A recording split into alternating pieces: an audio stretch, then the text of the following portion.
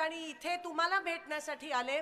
मी जास्त वेळ घेत नाही कारण का खरगे साहेबांचं भाषण आपल्याला ऐकायचं आहे, पण मी एवढंच तुम्हाला सगळ्यांना हात जोडून विनंती करते की जसं तुम्ही माझ्या पाठीशी राहिलात, काँग्रेस पक्षाच्या सोबत लोकसभेच्या निवडणुकीत राहिलात, मागचा सगळा भाजपचा लीड कव्हर केलात, पण आता डबल मेत्रे साहेबांच्या सोबत उभं राहणं गरजेचं आहे।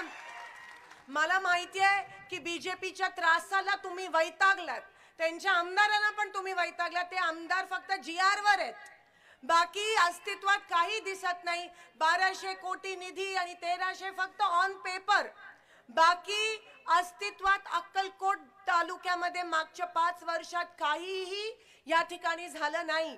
पण तिथेच मेत्रे साहेबांचा पराभव होऊन सुद्धा रात्रंदिवस तुमच्या सोबत तुमच्या सुखदुःखात मेत्रे साहेब शामिल झाले। हीच काँग्रेसची संस्कृती आहे, हीच काँग्रेसची माणुसकी आहे। बीजेपीकडे माणुसकी नाहीये, संस्कृती नाहीये त्या पक्षाकडे।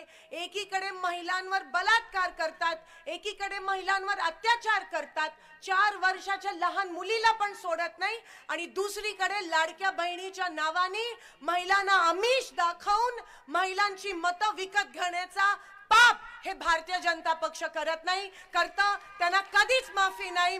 त्यांनी कितीही भारतीय जनता पक्षाने कितीही साम दाम दंड ईडी भीती सगळं वापरलं तरीही विजय लोकशाहीचा होणार आहे, विजय काँग्रेस पक्षाचा होणार आहे।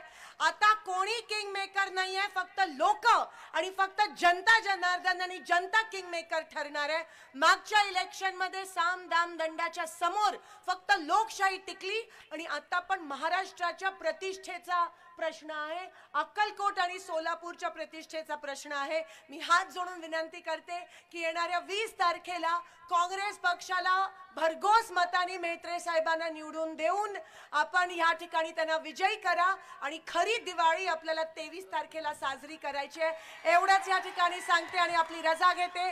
धन्यवाद।